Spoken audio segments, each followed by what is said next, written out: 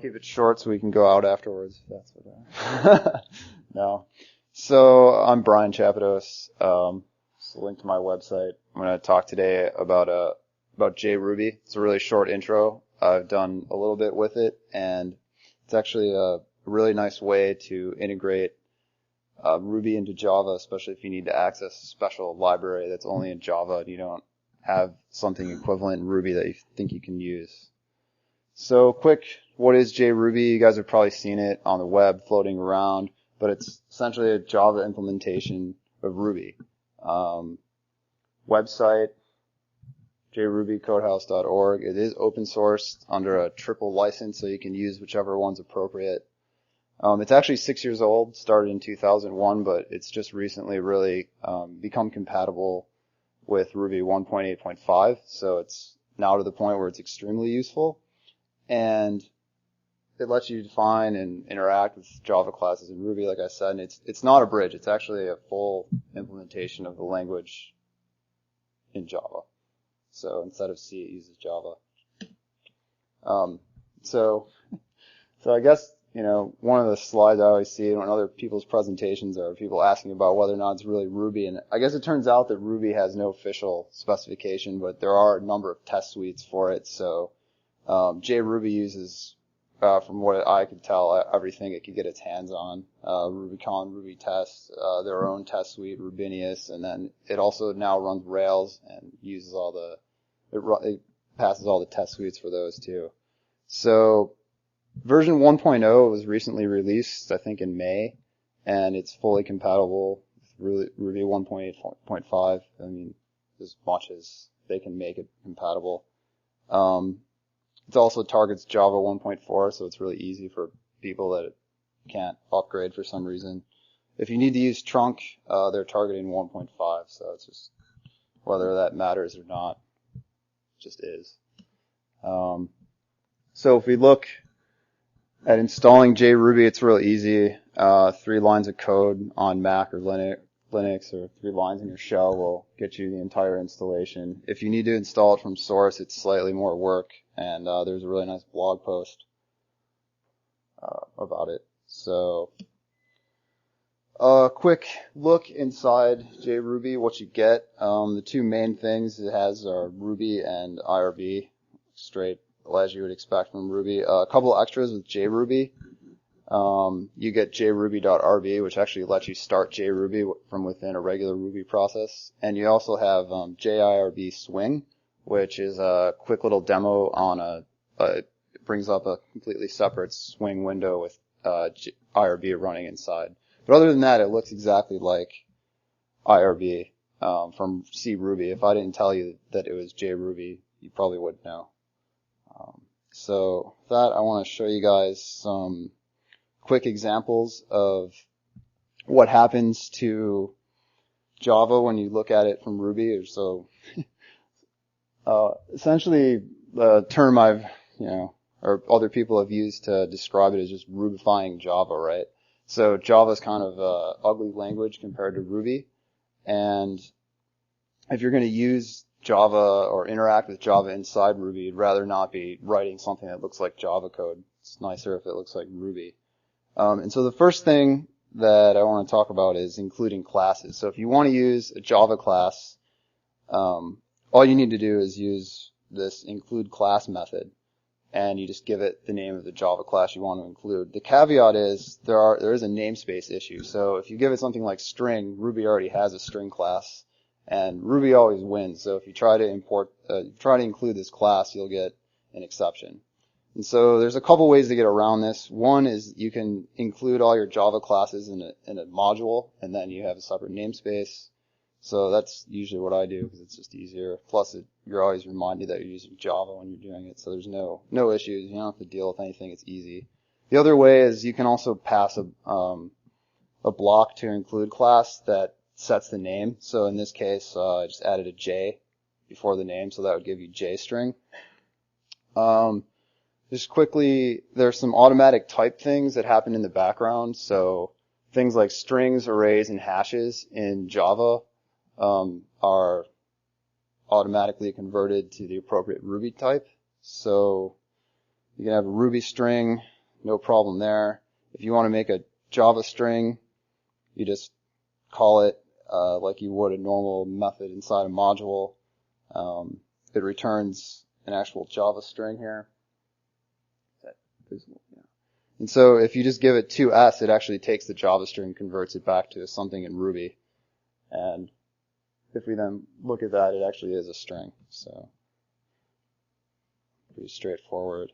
So a little bit more about the automatic type conversion here. I've got a hash that I'm using to then create a Java hash table. So Java hash table, one of the constructors normally takes a Java map. So a Ruby hash is seen by Jruby. It treats it as a type of hash, and it will automatically do the conversion for you, so you don't have to worry about it. Same thing with an array. If you need an array of say strings in Jruby to pass to a Java function, you can just create a Ruby array and then call toJava on it.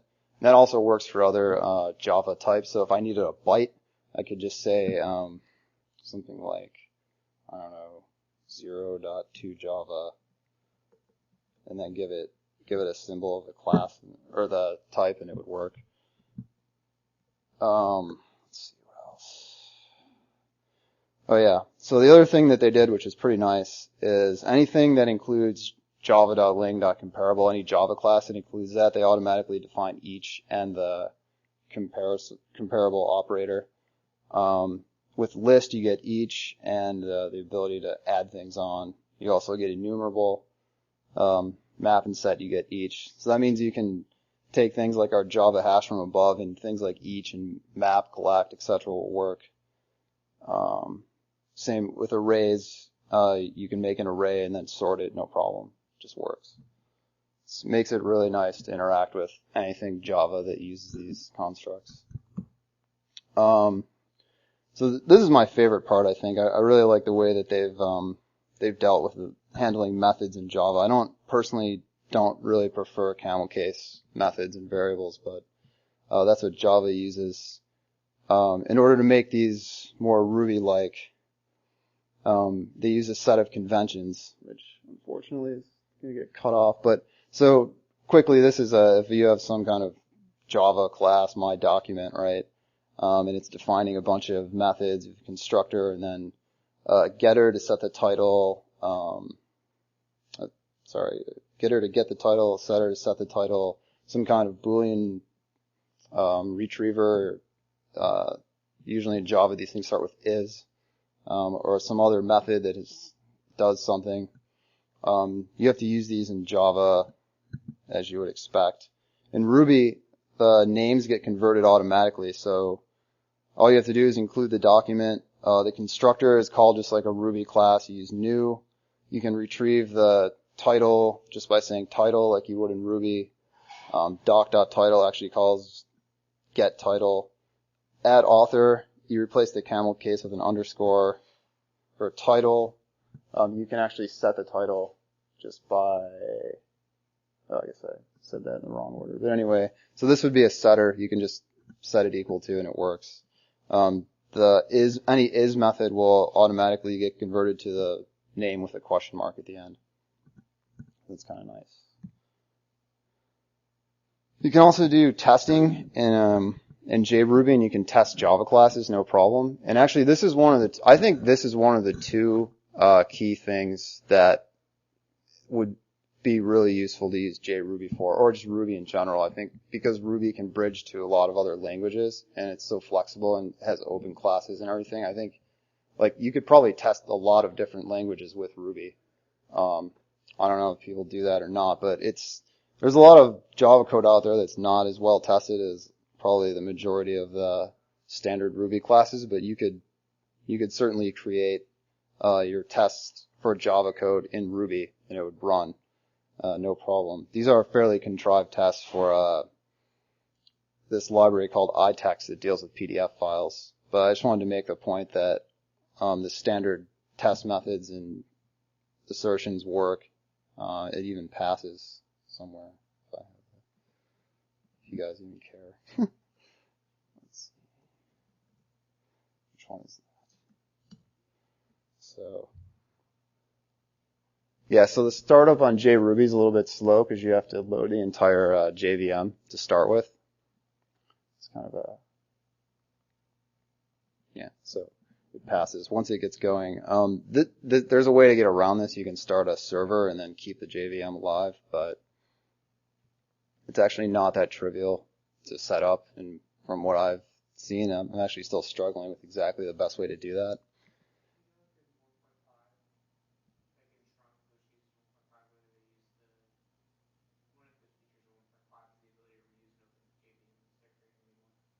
Yeah, I think that's one of the reasons they actually want to go to 1.5, among other things. There's a lot of things, underneath, apparently, that are a lot better in 1.5 that they want to do. I mean, actually, the person's blog to check that seems to be the most up to date is Olabini.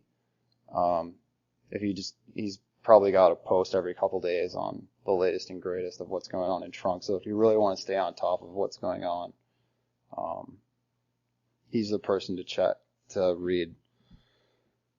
So the last thing I wanted to talk about was just the fact that since we're in Ruby, even though we're using Java classes, they're still open. So you can open up a Java class and add methods to it or add instance variables or whatever you want. This is an example from ImageJ library. It's just something I had to do for work. But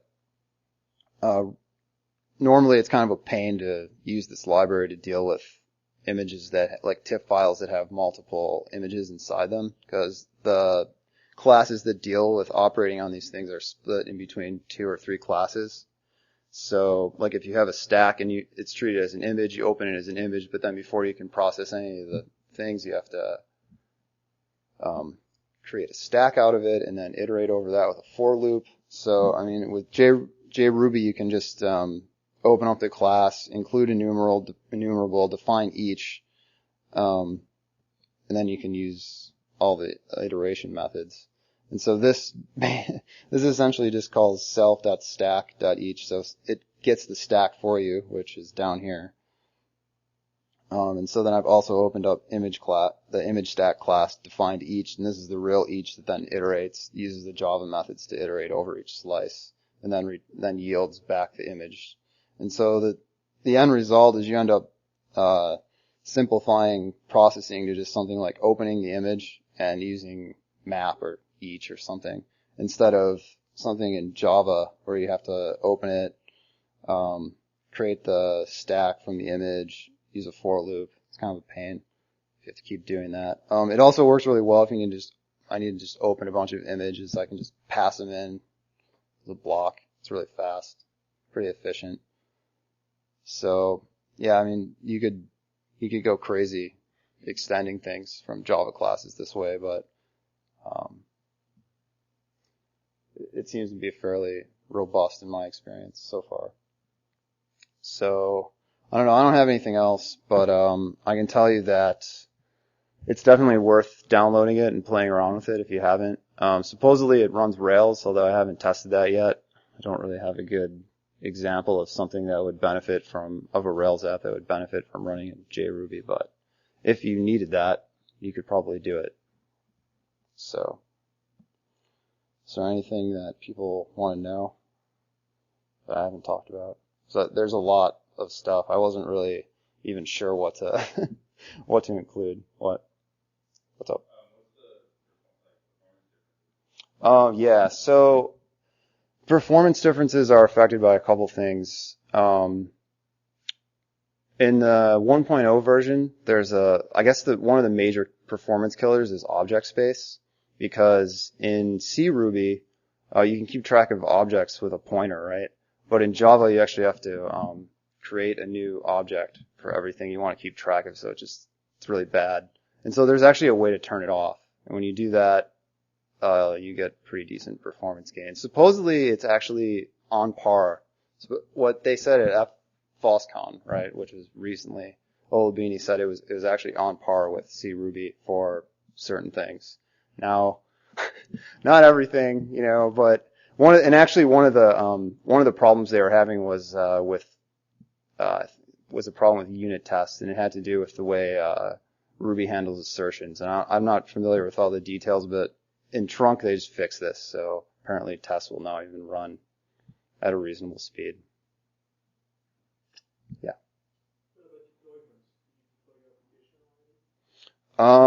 Yeah, so that's actually, so one of the things I'm kind of struggling with, I was just talking to Rich about this, is JRuby is great if you live in the JRuby world completely, but I'm still not clear on exactly what to do if you want it to be optional, because I'm kind of in a situation where I'd like to run it if necessary, but if not, then just never use it, and that would be great. But there are some, like in this case of this ImageJ program, there's other ways to process images, right? But there's some things that only this thing can do. And so, I mean, if you're only doing like a bunch of cropping or something, it's crazy to like use Java to do that, and there's better things to use. But yeah, so I don't know exactly how to solve that right now. There's things like a JRuby server client that's supposed to let you like fire up a JVM, leave it open, and talk to it somehow, but it's not very production ready or a robust solution right now. I mean, there may be some way to do it. I just don't know.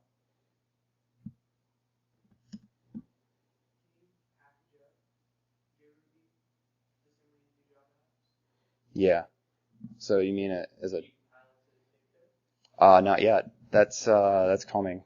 That's like it's like a stage 3 goal, I think. It doesn't compile to bytecode yet. There is a just-in-time compiler mode, but it doesn't, and it will try and, I guess it'll put Java in a mode where it will attempt to compile things that it can when it's running, but it won't compile your things to bytecode yet.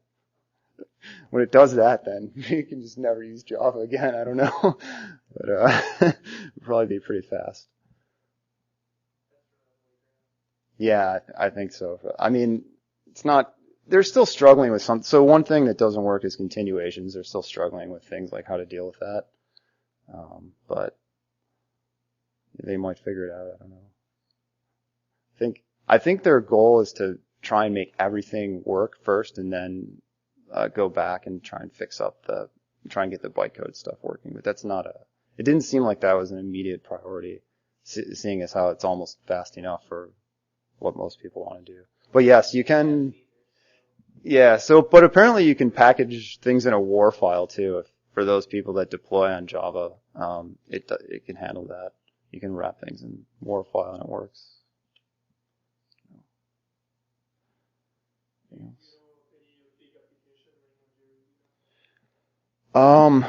Web applications? No. I guess, RadRails actually uses JRuby, and there's another, I guess there's a JRuby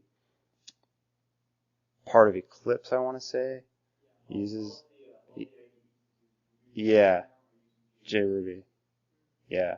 So yeah. Yeah, so I think the other strength of JRuby, in my opinion, probably would be the ability to tap into Java's ability to do cross-platform GUIs. So that's sort of a big gaping hole in Ruby right now. But yeah, I haven't really played with that at all, so I didn't want to talk about it.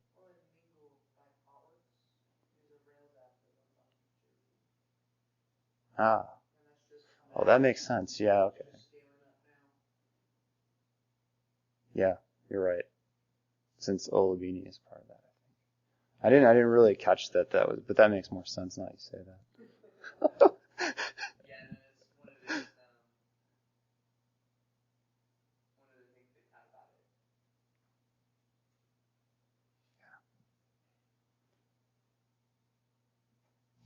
All right.